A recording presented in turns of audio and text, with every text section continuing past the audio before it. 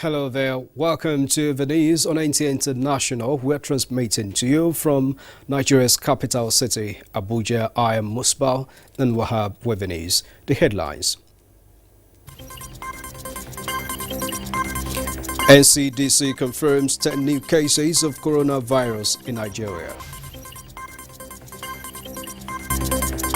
Pope Francis celebrates without the usual crowd amid calls by religious leaders in Nigeria for total compliance to government's lockdown order.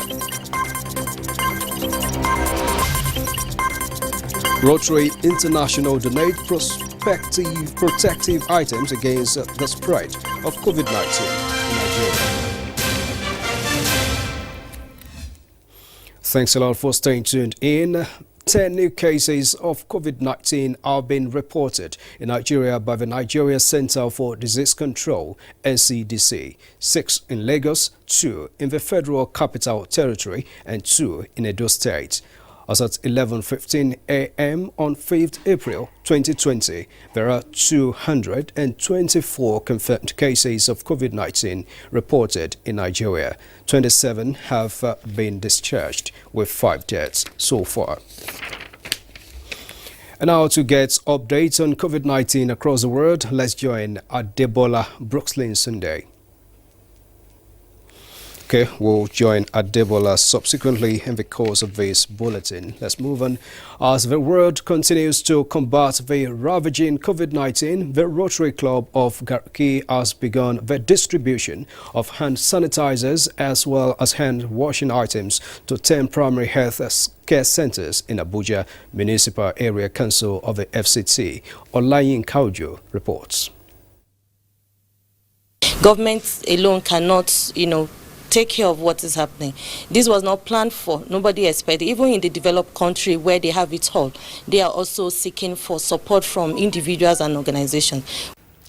The initiative by Rotary Club of Garki under District 9125 is to complement mitigation efforts of government at assisting the poor and vulnerable at these times of coronavirus pandemic and its attendant impact on the country's population, particularly at the grassroots.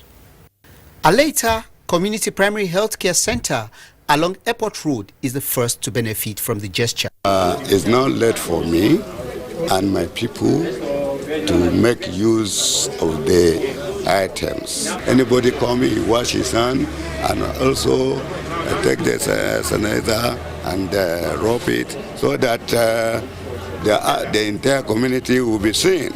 With over 200 confirmed cases across the country, President of Rotary Club of Garki, Osei Odwebo, says, despite the rate of its spread, Nigeria can overcome the pandemic if people work together and support each other. This is the first tranche of efforts we are putting into this fight. Subsequently, as we observe, after the 2-week stay-at-home order has been observed, as the need arises, we will step in both financially, both in donation of more items. The primary health centers are the first line of defense against epidemics like this. If we don't lock down this pandemic by locking ourselves down, indeed, we will not be able to overcome it. Stakeholders urged Nigerians to strictly adhere to precautionary and preventive guidelines of stay at home, social distancing, hand washing, and maintenance of good hygiene. Olayin Kaujo, NTA News.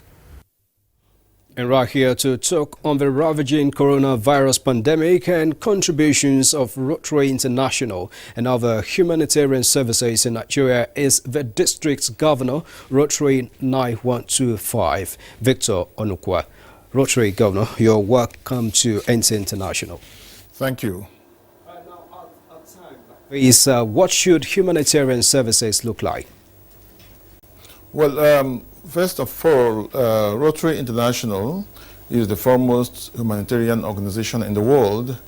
Our services span across what we call our 6 areas of focus, ranging from education and literacy to disease prevention and all that. And of course, in this month, we what we call our maternal and child health month. So all these things are areas where we offer our humanitarian services.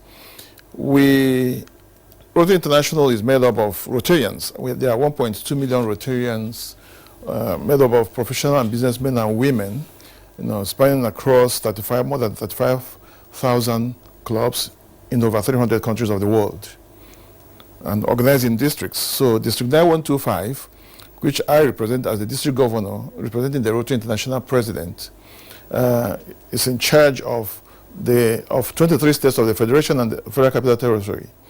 That's all the 19 states of the north and all the 4 southwestern states.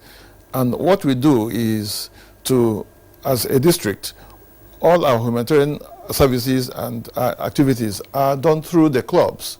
There are 138 clubs in District 9125 and almost about 3,000 Rotarians in the district now. So we source our resources for doing good to the world through the inputs of the Rotarians who volunteer and of course put their time and treasure into what we do. And we have been doing this for the past 115 years that earned us an observer status at the United Nations. In fact, Rotary International is the only non-governmental organization that has observer status at the United Nations because of our humanitarian activities.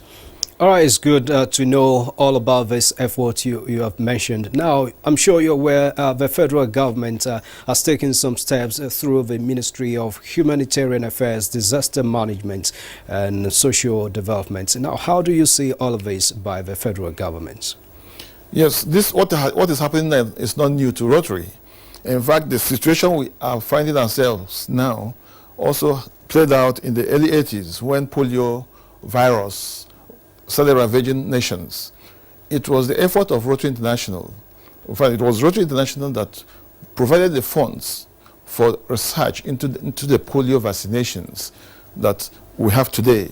And for it to gain credence, it had to involve partners like the World Health Organization and Center for Disease Control and all those other partners so that it could be acceptable at government level. And it is instructive to know that in Nigeria, we have done a lot. For the past 3 years, we have had no case of polio virus in Nigeria, such that we are expecting to be certified as a polio-free, not only as a polio-free country, but also as a polio-free continent. Right, Dr. Onukwa, I've all of that you've mentioned about the efforts of Rotary Club. Now let's take a look at what the federal government is doing. How do you see the efforts of the federal government in this situation so far? Yes, the COVID situation, the COVID pandemic we have found ourselves, the government has done very well in being proactive. But I can also tell you that that is not without the input of Rotary International. In fact, what the federal government has done is to latch into the polio infrastructure we have in the country, for which we are also deploying now to see how we can partner with the government in fighting or kind of ameliorating the effect of the COVID-19 pandemic in the country. The government was really good. In fact, the action of the government, federal government, was very, very timeless in that. But for that, maybe we would have had much more calamity by this time. And as an organization, we are taking it from 3 levels. One is the emergency situation. Based on the fact that Rotary has emergency operation centers, our EOCs, which we developed as a result of the polio programs. We are also helping to deploy this, and government is latching on that to reach out in order to mitigate the effect of the COVID-19 in the country. Now, Dr. Onukwa, now you're not new in this area. In cases like this, it's most likely that the most targeted people will not get this assistance they desire. Now, what would be your advice on the assistance? How you think it can get to the targeted groups? Well, we are mobilizing sensitization and advocacy, first of all, and government has done enough of them because the lockdown was instituted in order to mitigate the spread, because this is a contagious disease. And therefore, once it will lock down, other measures will be taken. The government has been propagating, and even Rotary, we have also through our clubs and all our EOCs, we're propagating the concept of hand washing, keeping safe distances, staying at home, and all those other things. So it's enough, but the provision of some of the things we need, like the face masks, sanitizers, and all the PPE equipment, that's protective equipment for health workers, also what we are spending money on. That has become very effective. The government has done enough in terms of that direction. But mobilizing the health workers, the personnel they have around, in liaison with the World Health Organization as well. I think a lot is being achieved. But if it calls for a lot of discipline, actually. It calls for a lot of discipline. If we can obey some of these rudimentary things government has put in place, has asked us to do. Dr. Victor Onukwa, thanks a lot for your perspective, and thanks indeed for coming into our studio. Right, Doctor is the District Governor, Rotary 9125. Let's move on. Today is Palm Sunday, the beginning of the Passion Week and Sunday before Easter. At the Vatican, Catholic Pontiff Pope Francis held the sacred ceremony without the public for the first time due to the coronavirus lockdown in Italy. In celebrating the beginning of Holy Week with a Palm Sunday Mass at St. Peter's Basilica, Pope Francis' message centered on the significance of the triumphal entry of Jesus Christ into Jerusalem before he was crucified. Reports say this year there are no traditional crowd at the events, as Italians are quarantined due to the COVID-19 outbreak in the country, and the borders were closed to pilgrims. And back home, as Christians commemorate the triumphal entry of Jesus Christ into Jerusalem before his death on the cross, the coronavirus pandemic has, however, forced the faithful to mark the day in isolation. Talatu Ezerike was at the private mass celebrated by the Most Reverend Ignatius Kaigama, whose message centered on hope and trusting God in overcoming the challenges.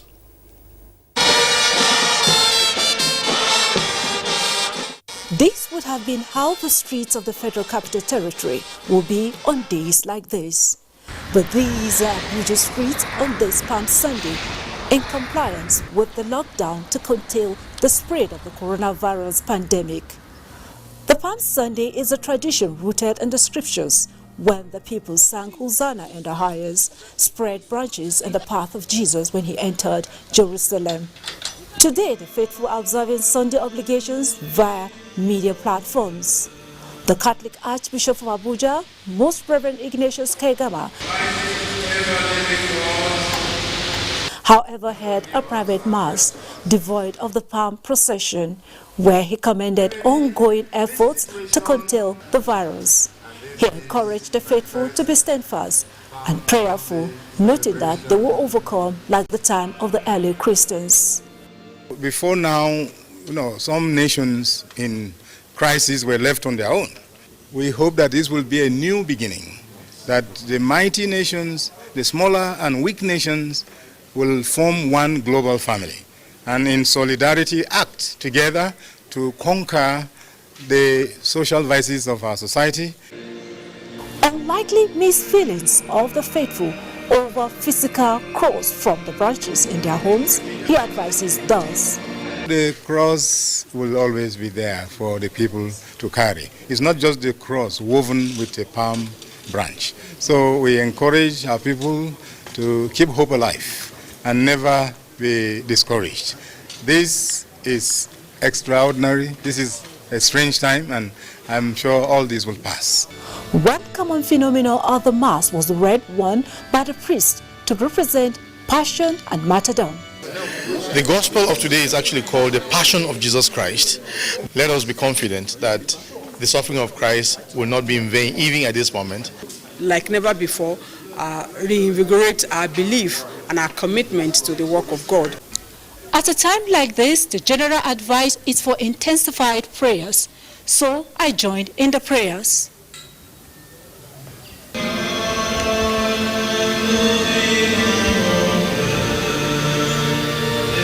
And my prayer points were: 1, for the Almighty God to take away this COVID-19 off the surface of the earth. And 2nd, to guide our leaders and people right in building a stronger Nigeria. Talati Ezerike, NTA News. A very patriotic Talatu. Thanks a lot for the prayers, and I say amen to those. And now Christians and Islamic religious leaders in Ekiti State have been playing the advocacy role, saying there should be strict compliance with the social distancing directive even in worship centers to curb the spread of COVID-19 in the state. They also emphasized the need for people to maintain personal hygiene and obey all guidelines to fight the dreaded coronavirus pandemic. Ayodeji Ogunshakin reports. As the case of the dreaded coronavirus pandemic are increasing in the country, the President General League of Imams and Nafas in the Southwest, Edo and Delta States, Alhaji Jami Okeulere, and the Dean Cathedral Church of Emmanuel of the Church of Nigeria, Anglican Communion in Ado-Ekiti, acknowledged the efforts of the federal and state governments at curtailing the spread of the virus, which continues to ravage countries of the world. The President General League of Imams and Nafas, who said they administrate compliance with the social distancing directed by government, but stressed his facts from the Holy Quran and the hadith of the prophets, and noted that in a situation like this, Islam permits worship without congregation since it's for safety's sake. They caution people to take adequate precautionary measures set by government towards curbing the spread. We thank God for the measure that the leaders have taken and the directive they have given to us. And when we are talking of obedience, Bible enjoins us that we should obey all the rules, all the people in government.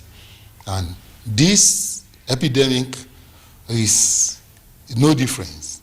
Pandemic has no limit and it has no respect for anybody. The cleric enjoined people to evolve personal hygiene practice and other preventive means by government, while they prayed to God to have mercy on the land to end the coronavirus. From Ado-Ekiti, Ayodi Jogunshaki, NTA News. You're watching the news on NTA International. We're taking a break now. More news when we come back. Stay with us. Thanks a lot for staying tuned in to the news on NTA International. Nigeria, like nations the world over, is following the advice of a scientifically led national action plan to halt and then defeat the spread of coronavirus by staying at home to save lives. A statement by Senior Special Assistant to the President on Media and Publicity, Garba Shehu, says the country of close to 200 million people, the COVID-19 lockdown began on March 30 in Lagos, Ogun, and the Federal Capital Territory. The statement further stated that with hindsight, it is clear there is no country anywhere on earth that was as ready as could now be hoped.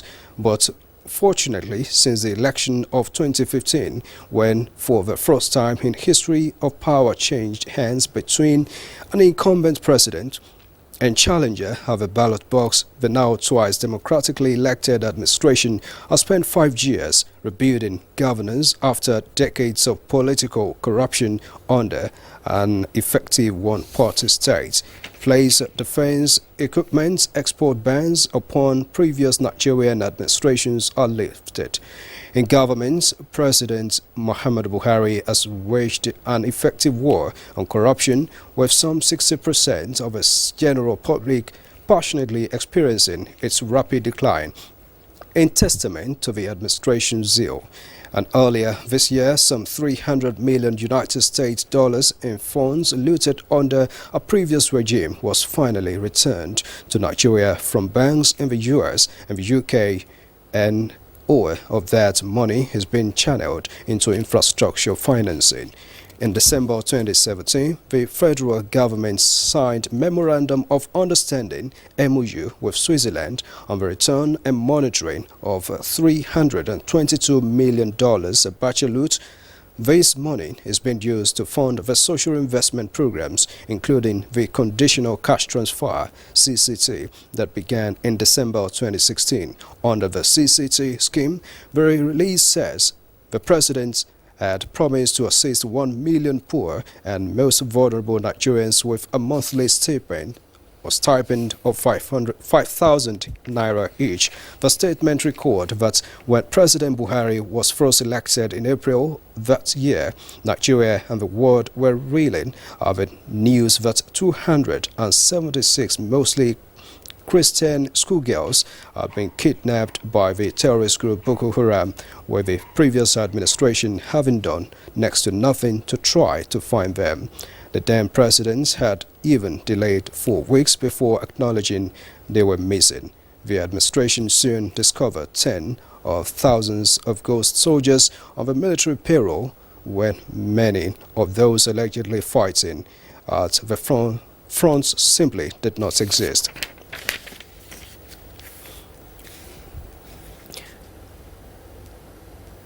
Moving on, the federal government is reassuring Nigerians of its continued commitment in ensuring that those who have tested positive for COVID-19 are given good medical attention, calling on people to continue observing necessary health guidelines issued by the Federal Ministry of Health and the Nigeria Center for Disease Control, NCDC, to stay safe. A statement by spokesperson, Ministry of Foreign Affairs, Ferdinand Nwoye, said the recent commendation to Nigeria by Secretary of the United Nations, Antonio Guterres, on the effective way Nigeria is handling coronavirus is a morale booster to the federal government on its determination to curb the spread of a global pandemic. And as the number of COVID-19 infection rises in the Federal Capital Territory, Suleja local government area, being one of its neighbors, has stepped up enlightenment on the need to observe preventive measures. Mukhtar Abubakar has the reports. Suleja local government area, some residents and motorists, especially those operating for commercial purposes, defied the stay-at-home order. I just have to come out. Telling people to stay at home is of benefit, but government should again be considerate. For the fear of the spread of coronavirus in the local government area, the council chairman Abdullahi Shuaibu embarked on strict sensitization on the virus to the residents of Suleja and enforcement of the stay-at-home order. This is due to the congested nature of the town and its proximity to the Federal Capital Territory, Abuja, which has recorded cases of COVID-19. The council chairman speaks on the rumor making the round on the suspected case of coronavirus in the local government area. We have taken measure on the suspected ones. Blood sample have been taken to the hospital to conduct some investigation on those families. Suleja local government area is one of the local government in Niger State, neighboring the Federal Capital Territory, Abuja. In Suleja, Mukhtar Abubakar, NTA News. Now let's go to South Nigeria, where socio-economic activities are being put on hold. In Akwa Ibom State, as security agencies commence the full implementation of the cessation of movement order by